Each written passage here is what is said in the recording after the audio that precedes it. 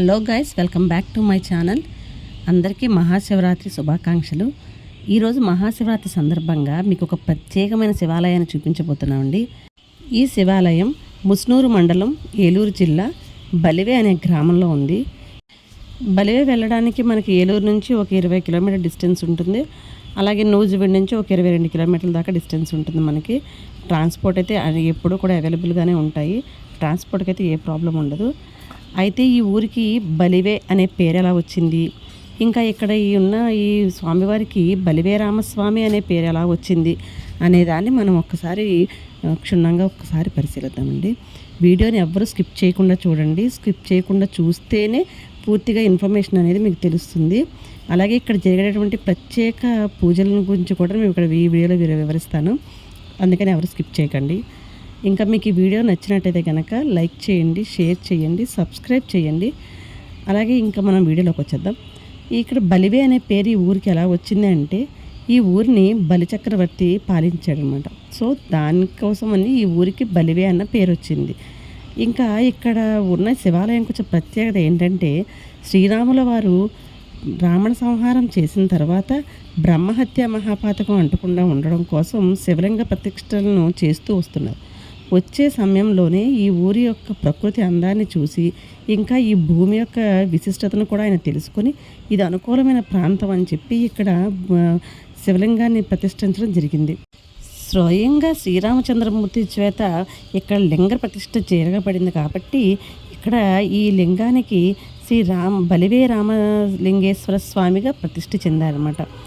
ఇక్కడ కనుక ప్రతి శివరాత్రికి వచ్చి ఇక్కడ దర్శనం చేసుకుంటే ప్రజలు ఎటువంటి కష్టాలు వాళ్ళకి దరిచేరవని ఇక్కడ ప్రజల నమ్మకం. అంతేకాకుండా ఇక్కడ ఉండేటువంటి తమ్మిలేరులో ప్రతి శివరాత్రికి పితృదేవతలకి తర్పణాలు వదలడం, వారి పేరు మీద దానాలు చేయడం ద్వారా వాళ్ళ పితృదేవతలకి సద్గతులు ప్రాప్తిస్తాయని ఇక్కడ వారి నమ్మకం అనమాట. అలాగే ఇక్కడ 6 రోజుల పాటు బ్రహ్మోత్సవాలు జరుగుతాయండి. ఈ బ్రహ్మోత్సవాలు మాఘమాసంలో జరుగుతాయి. ఇవి మాఘ బహుళ ఏకాదశి మొదలు అమావాస్య వరకు 6 రోజులు చాలా వైభవంగా జరుగుతాయంట. మేము వాటికైతే ఎప్పుడు వెళ్ళలేదు, కానీ బలివే ఇలాగ ప్రతి సంవత్సరం శివరాత్రికి అయితే మాత్రం దర్శించుకుంటాం. చాలా జనం వస్తారు. ఇక్కడ కొన్ని వేలల్లో ఇక్కడ జనాలు వస్తారు ఈ 3 రోజుల పాటు.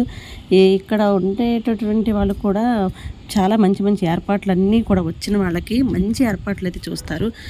మెడికల్ క్యాంప్స్ కానీ, పోలీస్ క్యాంప్స్ కానీ, ఫైర్ ఇంజన్స్, అంబులెన్స్ అన్నీ కూడా రెడీగా ఉంటాయి.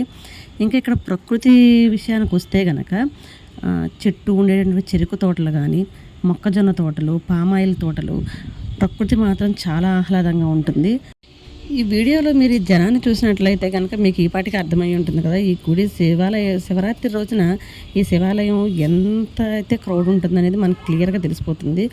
మాకైతే 2 అవర్స్ దాకా పట్టింది మాకు దర్శనం చేసుకొని బయటికి రావడానికి.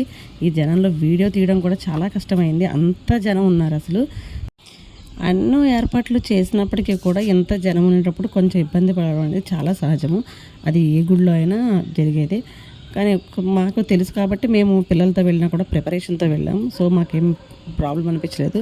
బట్ కొత్తగా వెళ్ళే వాళ్ళు మాత్రం పిల్లలతో వెళ్ళాలనుకుంటే కొంచెం ప్రిపరేషన్తో వెళ్ళండి. ఇంకా ట్రాన్స్పోర్ట్కి మాత్రం ఎటువంటి ఇబ్బంది ఉండదు. ఈ టెంపుల్ దగ్గరికి ఎప్పుడూ కూడా ట్రాన్స్పోర్ట్ జరుగుతూనే ఉంటాయి. ఇంకా ఈ గుడిలో దర్శనానికైతే మాత్రం 2 అవర్స్ ఉంటుందని మనం మెంటల్గా ప్రిపేర్ అయ్యే వెళ్ళాలి. లోపు అయితే జరగదు. ఈ ఊరిలో చెరుకు తోటలు ఎక్కువగా ఉండడం వల్ల మనకి ఇక్కడికి గుడికి వచ్చిన ప్రతి ఒక్కళ్ళు కూడా వెళ్ళేటప్పుడు ఖచ్చితంగా ఆ చెరుకు అయితే కొనుక్కొని తీసుకువెళ్తూ ఉంటారు. ప్రతిసారి మేము కూడా తీసుకుంటాం. ఇది అందరూ తీసుకుంటారు. ఈ జనం అయితే మాత్రం చాలా ఎక్కువగా ఉన్నారు. ఈ 3 డేస్ కూడా ఇలాగే ఉంటుంది. ఒక్కరోజు అని కాదు, 3 డేస్ ఇలాగే ఉంటుంది. ఇక ఇక్కడ పక్కనే ఎగ్జిబిషన్ కూడా అరేంజ్ చేశారు. అది కూడా బాగుందని అన్నారు, కానీ మేము డే టైం వెళ్ళాము కాబట్టి చూడలేదు. ఇక్కడ నైట్ టైము లైటింగ్ కానీ, ప్రోగ్రామ్స్ కానీ అన్నీ కూడా చాలా బాగుంటాయి.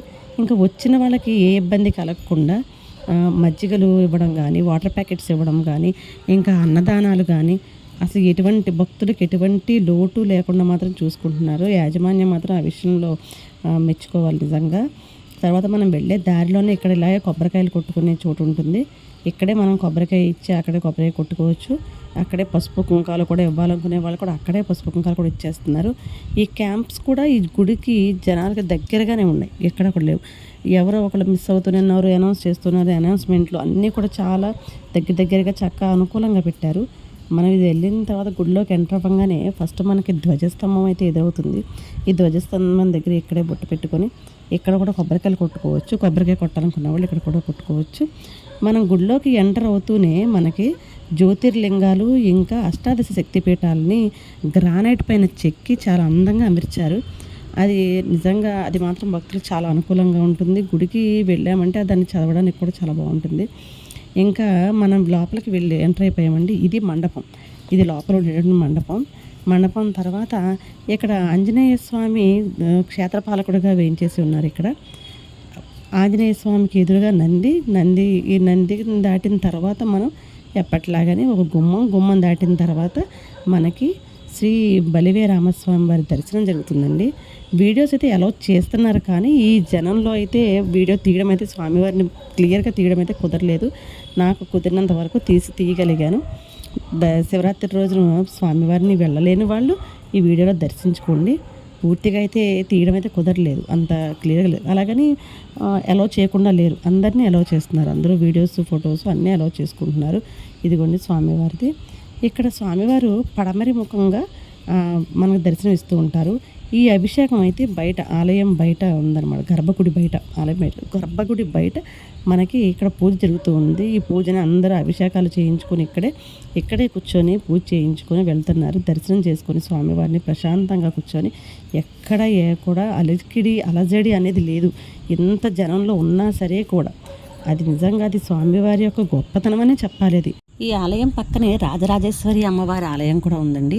స్వామివారికి రాజరాజేశ్వరి అమ్మవారికి కళ్యాణం కూడా నిర్వహిస్తారు ఇక్కడ పూర్తయిన తర్వాత మేము బయటకు వచ్చాము. ఇక్కడే అన్నప్రసాదాలు కూడా ఏర్పాటు చేశారు. మేము అన్నప్రసాదాలు స్వీకరించి తిరిగి మా ఇంటికి బయలుదేరిపోయాం. మా వీడియో నచ్చినట్టయితే లైక్ చేయండి, షేర్ చేయండి, సబ్స్క్రైబ్ చేయండి. Thanks for watching. Bye bye.